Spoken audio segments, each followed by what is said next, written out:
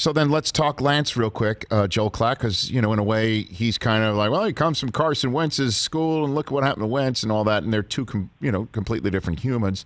I'm hearing he is really a sponge. He is curious. He is eager to get better. He is terrific. He's got a huge ceiling. And the question is, where do you think he would be best fit, to use that phrase before I let you go, atop this draft in a couple of Thursdays, Joel? Yeah, the fit part is a great question, and if I knew that, I would be making a lot more money than I am working for some organization. Right. But I do think this guy's fabulous. Oh, Rich, I love his game. Like I said, or you said, he's a sponge. He's blowing people away in his meetings, whether they're Zoom or in person. He has done a fabulous job during this process. He's a film junkie. He loves the sport. He ran a pro scheme. He controlled his own protections. He makes all the throws. He's big. He's tough. He's athletic. He's a quality leader. He's everything that you want. There's no doubt. I think that the only concern that I'm running into out there is the fact that he's just a quarterback infant as it pertains to reps, because it's a reps position. And he's thrown 318 passes in his college career. That's next to nothing. Did you know that the last 10 Super Bowl winning quarterbacks, if you average out their college career, they average around 33 starts, 1,200 passing attempts, right around 700 completions, 60-plus touchdowns.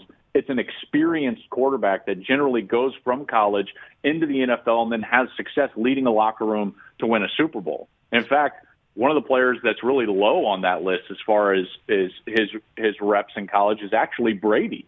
And you look at some of the other guys, and so his experience level might be a concern, but every other category, he has just been checking off those boxes, and everyone's fallen in love with him. I assume, to be honest with you, that we might have some fireworks at Atlanta's spot. Yes. The fact that I don't know if they want to have someone sitting behind Matt Ryan when they can't move him, so on and so forth. So, I could see someone trying to dive up there.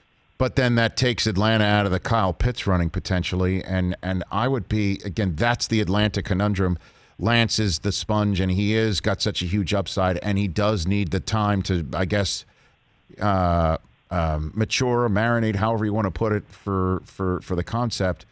But the idea of putting Pitts with Calvin Ridley and, and Julio Jones and Matt Ryan and Hayden Hurst and two tight ends, go to work as Matt's got that closing window of opportunity. That sounds so delicious to me, to be honest with you. Well, and they're in such a bad cap situation that don't you sense that it's like, well, why would you try to rebuild now when you can't do anything? Right? I mean, they're kind of stuck. So why not just take a huge swing with a veteran quarterback that's been an MVP, gotten you there before, definitely should have won that Super Bowl. You give him a player like that, who knows what you could do offensively. Hey, you watched all the way to the end. Thanks for that. Watch more right here.